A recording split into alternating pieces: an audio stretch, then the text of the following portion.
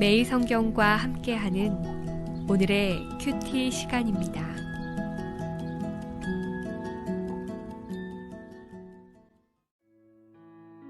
(9월 8일) 오늘의 말씀은 창세기 41장 37절에서 57절입니다.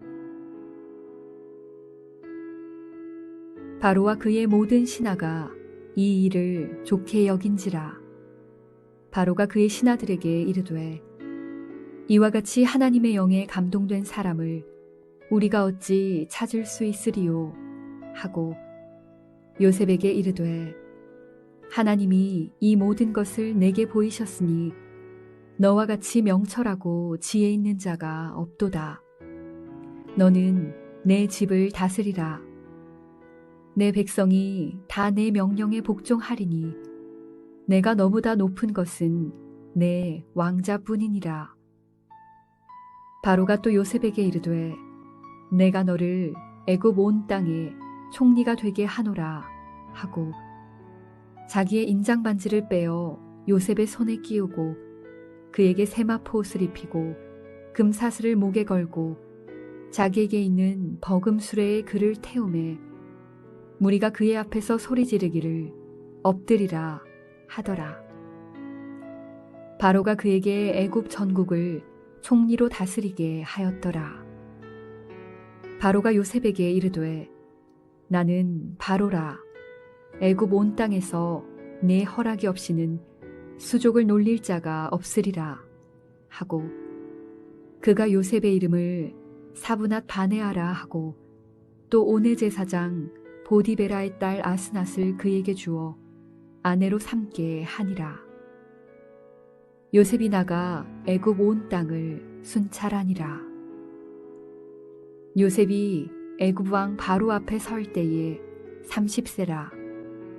그가 바로 앞을 떠나 애굽 온 땅을 순찰하니 7해 풍년에 토지 소출이 심히 많은지라. 요셉이 애굽 땅에 있는 그 7년 곡물을 거두어 각 성에 저장하되 각 성읍 주위의 밭의 곡물을 그 성읍 중에 쌓아두매 쌓아둔 곡식이 바다 모래같이 심이 많아 세기를 그쳤으니 그 수가 한이 없음이었더라. 흉년이 들기 전에 요셉에게 2 아들이 나되 곧 온의 제사장 보디베라의 딸 아스낫이 그에게서 낳은지라. 요셉이 그의 장남의 이름을 므낫세라 하였으니 하나님이 내게 내 모든 고난과 내 아버지의 온 집 일을 잊어버리게 하셨다 함이요. 차남의 이름을 에브라임이라 하였으니 하나님이 나를 내가 수고한 땅에서 번성하게 하셨다 함이었더라. 애굽 땅에 7해 풍년이 그치고 요셉의 말과 같이 7해 흉년이 들기 시작하매 각국에는 기근이 있으나 애굽 온 땅에는 먹을 것이 있더니 애굽 온 땅이 굶주림에 백성이 바로에게 부르짖어 양식을 구하는지라. 바로가 애굽 모든 백성에게 이르되 요셉에게 가서 그가 너희에게 이르는 대로 하라 하니라. 온 지면에 기근이 있음에 요셉이 모든 창고를 열고 애굽 백성에게 팔세 애굽 땅에 기근이 심하며 각국 백성도 양식을 사려고 애굽으로 들어와 요셉에게 이르렀으니 기근이 온 세상에 심함이었더라.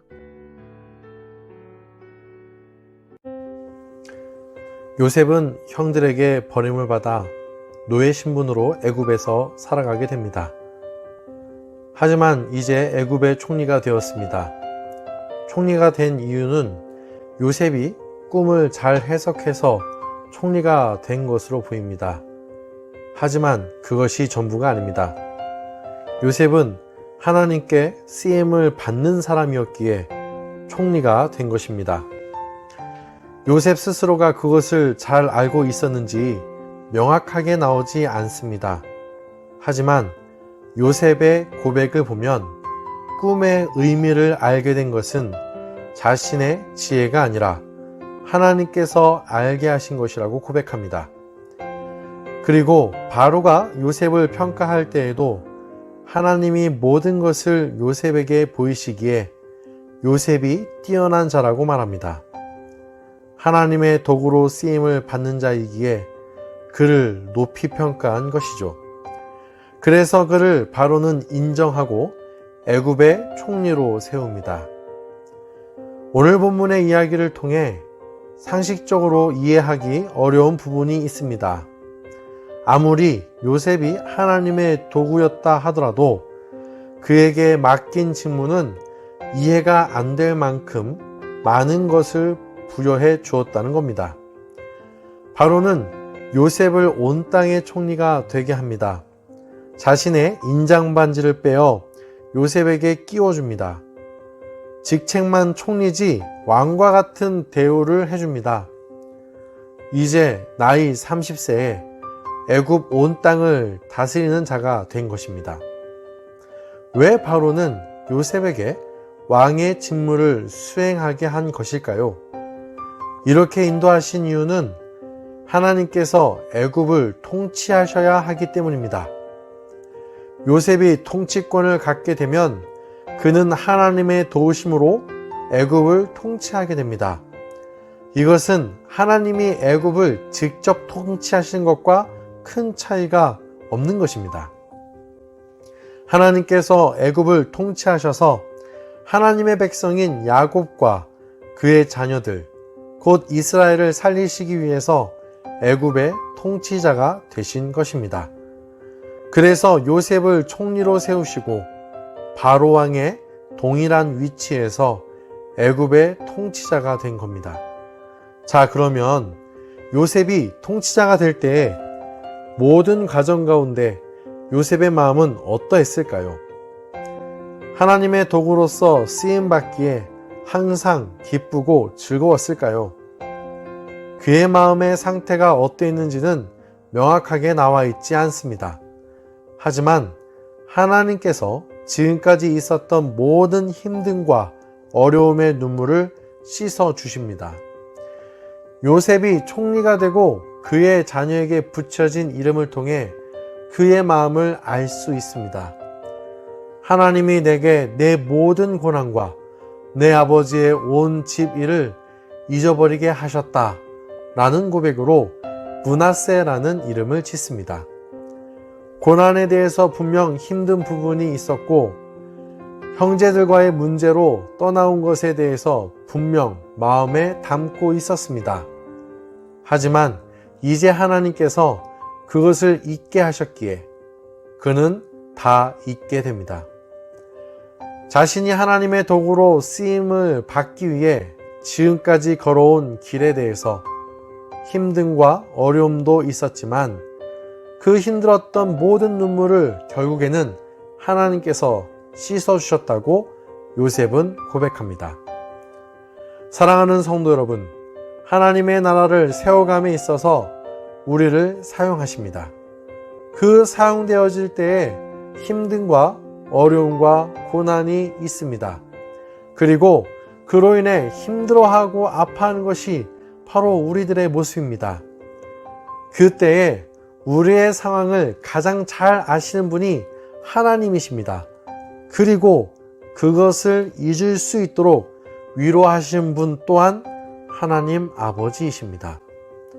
하나님의 위로를 받으며 항상 하나님이 맡겨주신 일을 감당하며 나아가는 모든 성도님들이 다 되시기를 바랍니다.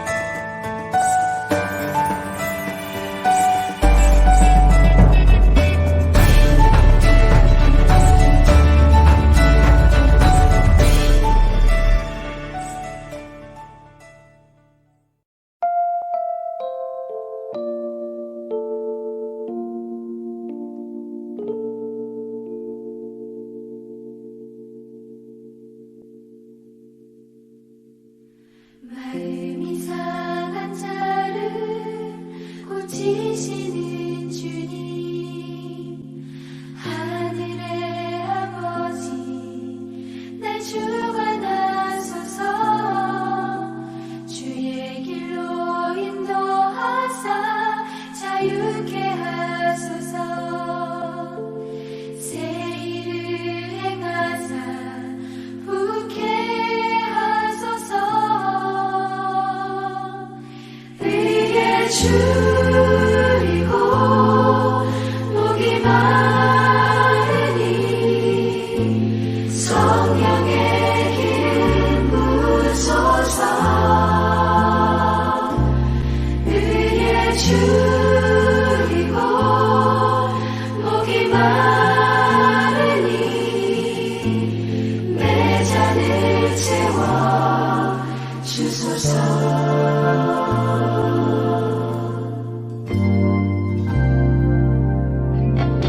성령으로 채우사 주보게 하소서.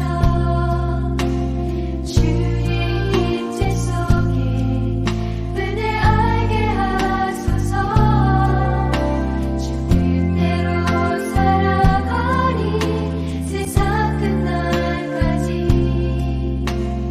나를 믿으시고 새날 열어주소서.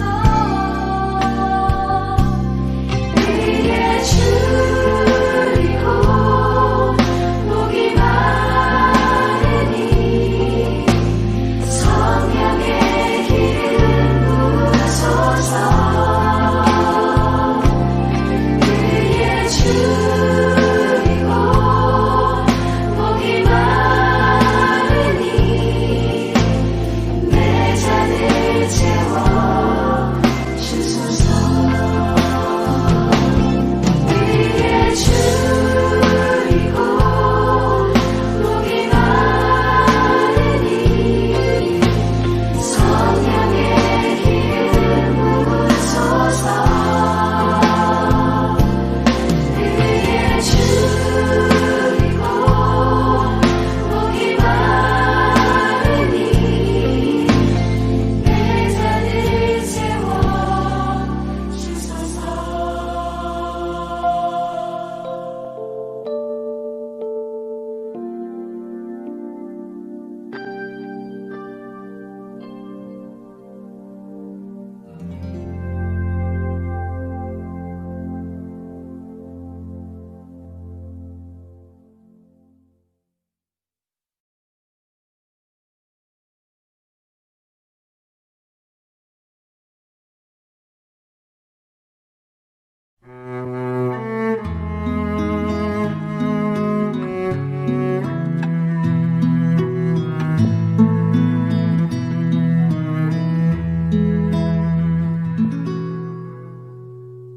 주를 향한 나의 사랑을 주께 고백하게 하소서. 아름다운 주의 그늘 아래 살며 주를 보게 하소서. 주님의 말씀 선포될 때에 땅과 하늘 진동하리니 나의 사랑 고백하리라. 나의 구주 나의